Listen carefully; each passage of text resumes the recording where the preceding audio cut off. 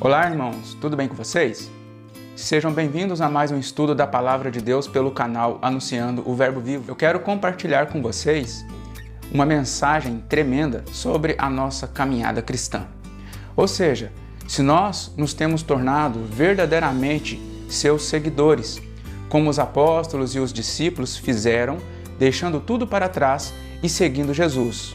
Por isso, para sermos de fato seus seguidores, temos que andar como ele andou. E nós sabemos que ele terminou a sua jornada carregando a sua própria cruz, como ele mesmo disse em Mateus 16, 24.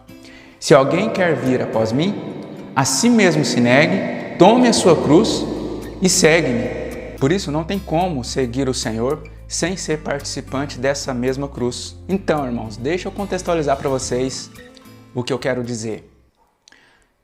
Vocês sabem que Jesus, o Senhor, ele atraía muitas multidões por causa de sua doutrina, de sua palavra, porque ele ensinava como quem tem autoridade, por causa dos sinais e prodígios e das curas miraculosas que ele fazia.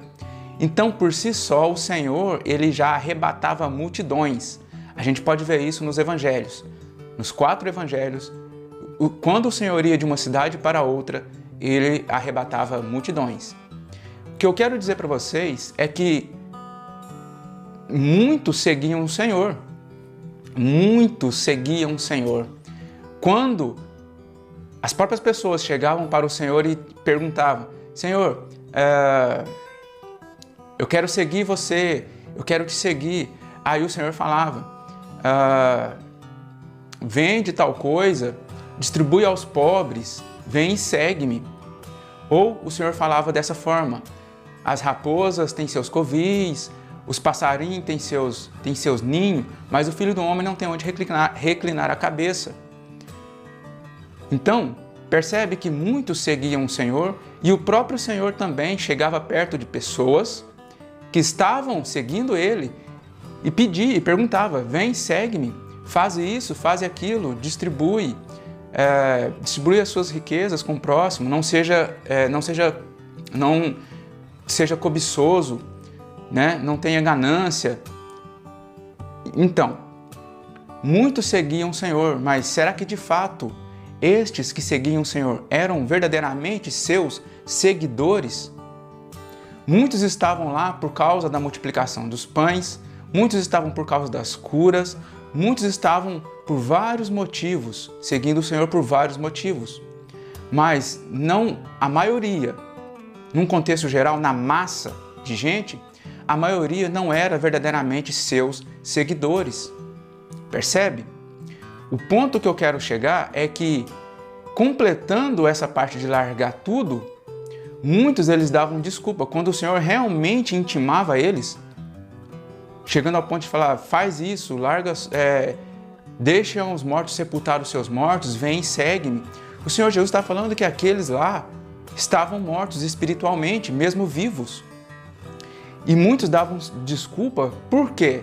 Porque seria escândalo naquela época, vamos dizer assim, por causa que o templo ainda estava de pé, a antiga aliança ainda estava vigorando, a lei de Moisés estava vigorando. E o que acontecia?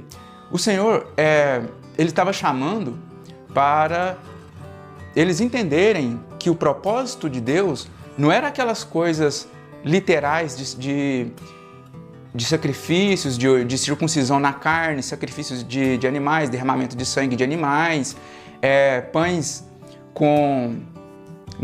com flor de farinha, untados com azeite. A vontade do Senhor não era essa. Aquilo era uma sombra que iria refletir em toda a obra do Senhor. O Senhor estava chamando eles para verdadeiramente serem espirituais.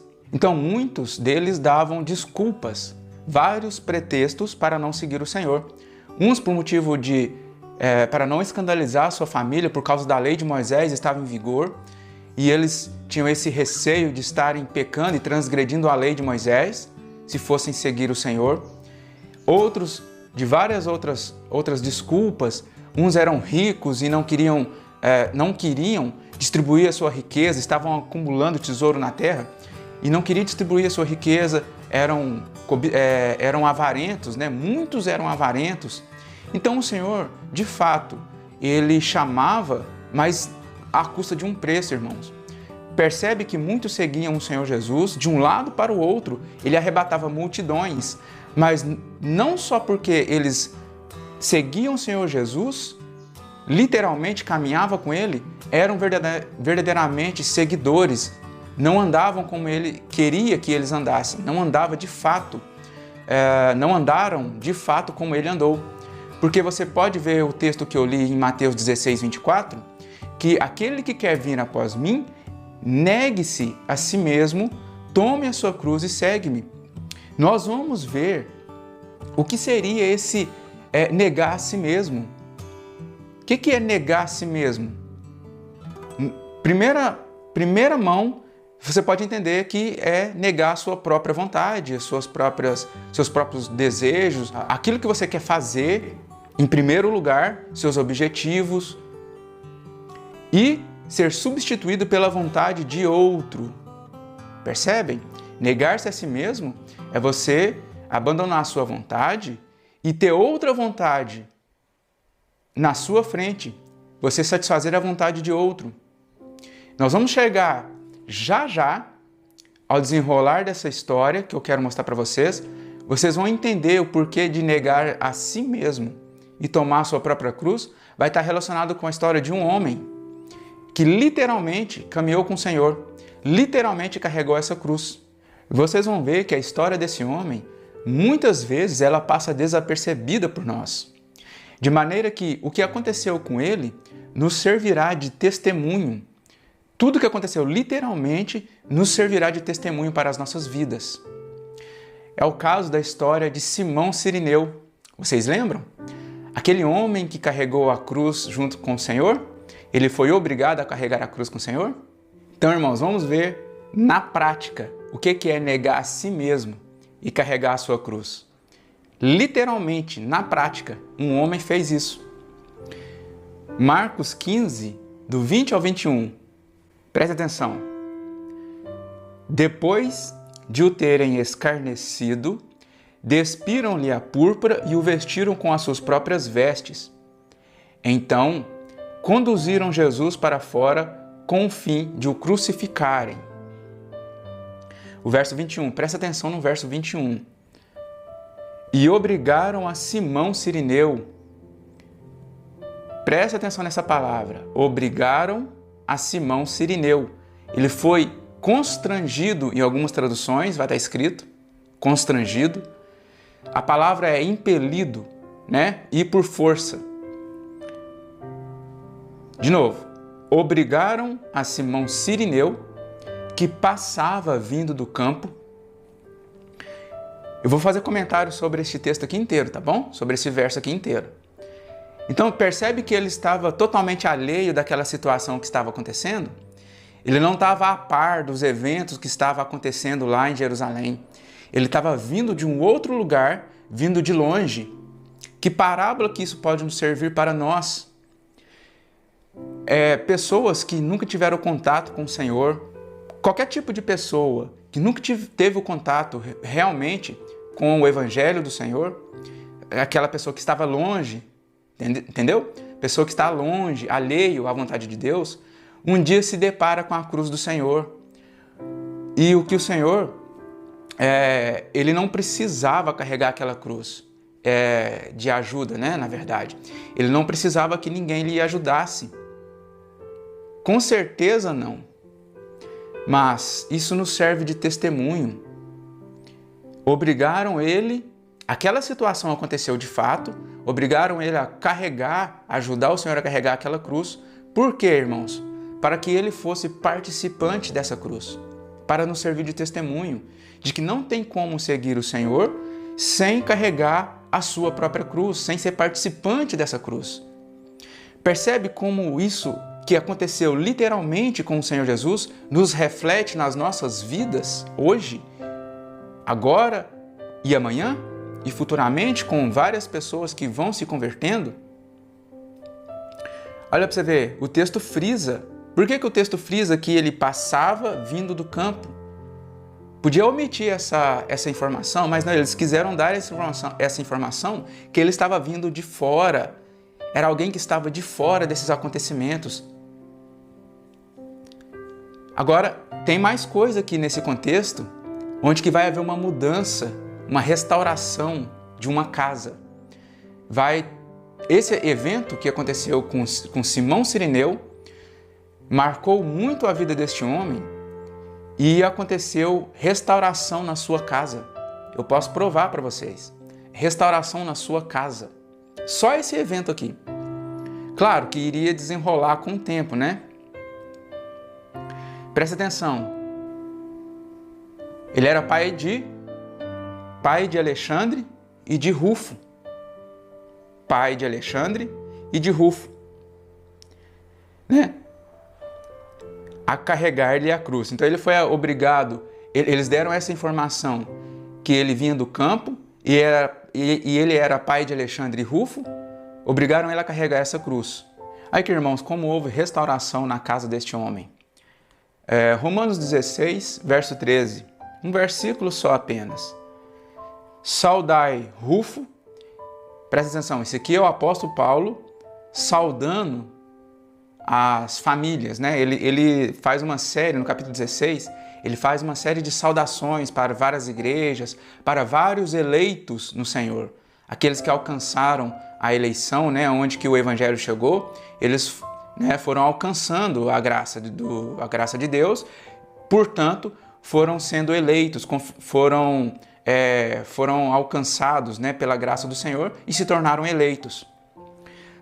Verso 13, saudai Rufo, eleito no Senhor, e igualmente a sua mãe, que também tem sido mãe para mim. Será quem é esse Rufo aqui? Será que é o Rufo lá, filho de Simão Cirineu? O que vocês acham?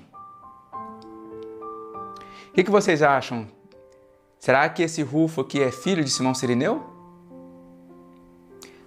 Percebe que o Senhor ele não faz nada por acaso, até as coisas literais que aconteceram naquele evento lá, as coisas literais, elas servem para nós como profecias, né? Como tempo histórico, profético.